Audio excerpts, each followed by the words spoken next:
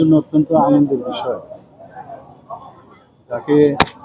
মহারাজা বীর বিক্রম কিশোর মাণিক্য বাহাদুরকে আধুনিক ত্রিপুরার রূপকার বলা হয় এবং ওনার আজকে 118তম জন্মবার্ষিকী উদযাপন সমস্ত ত্রিপুরাতে আজকে আমরা সব জায়গায় আমরা করছি এবং সত্যি ওনাকে যত ওনার সম্পর্কে বলা যায় ততই কম। ত্রিপুরার জন্য উনি যা করে গেছেন এবং আমরা দেখেছি স্বাধীনোত্তর পরে স্বাধীনতার পরে যেভাবে রাজরাজারা মহারাজারা একসাথে ত্রিপুরা ভারতবর্ষের জন্য যে কাজ করে গেছে এর মধ্যে এই মহারাজা বীর বিক্রম কিশোর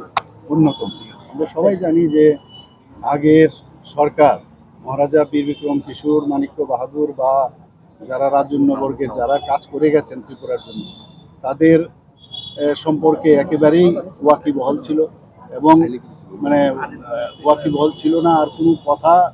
আমি বলতে গেলে ওনাদের সম্পর্কে ওনাদের ইতিহাস সম্পর্কে কাউকে জানতেও দেওয়া হয়। কিন্তু আপনারা দেখেছেন 2018-র পর থেকে আমাদের সরকার ভারতীয় জনতা পার্টির নেতৃত্বাধীন সরকার আসার পর আমরা মহারাজাদের সম্মান দেওয়ার চেষ্টা করেছি এবং আপনারা জানেন যে আজকে দ্বিতীয় বিশ্বযুদ্ধের শেষ পর্যায়ে এখানে যে মহারাজার নামে যে সিঙ্গার বিলে যে প্রথম ত্রিপুরা তরফ থেকে ওনার নামে যে মহারাজা বীর বিক্রম বিমানবন্দর নাম করেছে। এখানে আজকে আমরা যেখানে এসেছি, আমি একদম যখন ছোট আমরা দেখতাম যে এখানে একটা আইল্যান্ড ছিল কামানচুংয়ের পাশে, কামানচুংটা পাশেই আছে, কিন্তু এই আইল্যান্ডের নাম গোত্রহীন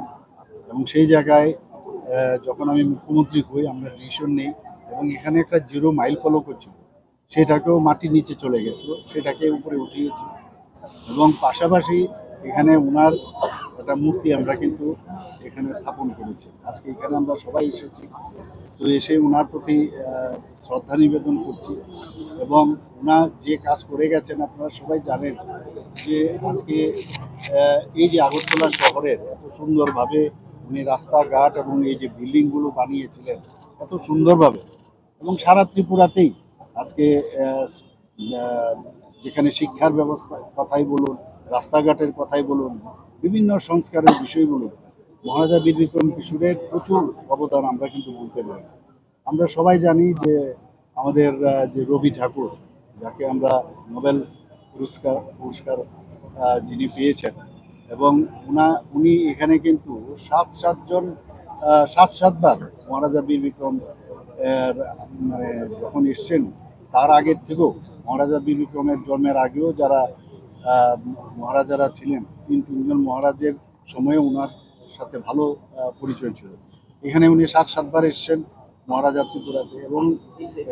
এই মহারাজার আহ্বানে এবং এখানে এসে উনি আমরা সবাই জানি যে রবি ঠাকুরের সাথে মহারাজা বীর বিক্রম কিশোরের একটা বিশেষ সম্পর্ক ছিল এবং ভারতরত্ন হিসাবে কিন্তু ওনাকে ভারত ভাস্কর হিসাবে ওনাকে সম্মান করা হয়েছিল। তো আমরা সবাই জানি এবং আজকে এর জন্য আমরা সবাই একত্রিত হয়েছে এবং ওনাকে আমার ব্যক্তিগত তরফ থেকে এবং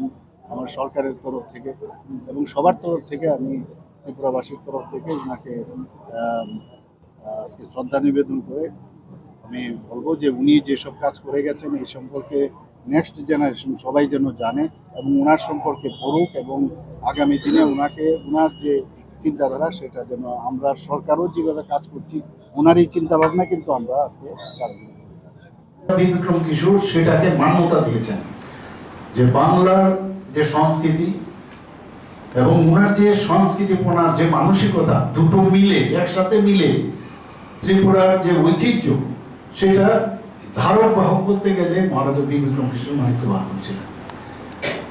আজকে ইনফ্রাস্ট্রাকচারের কথা যদি আমরা বলি ত্রিপুরাতে রাস্তাঘাট এই যে এক জায়গা থেকে আরেক জায়গা আপনারা ভাবুন এই উজ্জয়ন্ত প্যালেস থেকে স্ট্রেট রাস্তা কোথায় যায় মহারাজগঞ্জ বাজার যায় কিনা এবং এত সুন্দরভাবে রাস্তা দেখবেন আপনি রামনগর কি সুন্দর এটা আধুনিক রামনগর কিন্তু আমরা দেখি একটু সুন্দরভাবে সাজানোর চেষ্টা রাজন্য আমলে হয়েছে সেগুলো এবং আমরা সবাই জানি যে জাস্ট স্বাধীনতার কিছুদিন আগে খুব সম্ভব মে মাসে ওনার মৃত্যু হয়েছিল এবং 1947-এ অগাস্টে আমরা স্বাধীনতা লাভ করি। তখন রিজেন্সি মেনে তখন যেহেতু কি বিক্রম বাহাদুর খুব ছোট ছিল, ওনার ভয়ে কাঞ্চনপ্রভা দেবী তখন দায়িত্ববান নেন এবং সেই জায়গায় দাঁড়িয়ে ওনারই ইচ্ছে ছিল যে ত্রিপুরা পুরো ভারতবর্ষের সাথে আমরা যোগ হব। ওনাকে মান্যতা দিতে গিয়েই কিন্তু মহারানী সেটা ডিসিশন নিল যে না, আমরা ভারতবর্ষে আমরা যুক্ত হব। এবং আমি ওনার সম্পর্কে পড়তে গিয়ে শুনলাম উনি এত সংস্কৃতিপ্রিয় মানুষ ছিলেন, নিজে কবিতাও লিখেছেন, গান লিখেছেন, কিন্তু এগুলো আজকে কিন্তু আমরা দেখছি এগুলো হারিয়ে গেছে। কারণ হারানোর কারণ আগের যারা এই কমিউনিস্ট, বিশেষ করে কমিউনিস্টরা, কংগ্রেস তো এগুলো উদাসীন ছিল, কংগ্রেসের কথা বলে লাভ নেই, উদাসীন। আমি বলছি না ইচ্ছাকৃত উদাসীন, এগুলো ওরা চিন্তাই করেনি, কিন্তু কমিউনিস্টরা একদম পাকাপোক্তভাবে ওনাকে এই যে রাজন্যের আমলের যে ইতিহাস বা তাদের যে উত্তরাধিকার তাদেরকে ঘরের ভিতর ঢুকিয়ে দিয়েছে। কিন্তু বিরাসতবি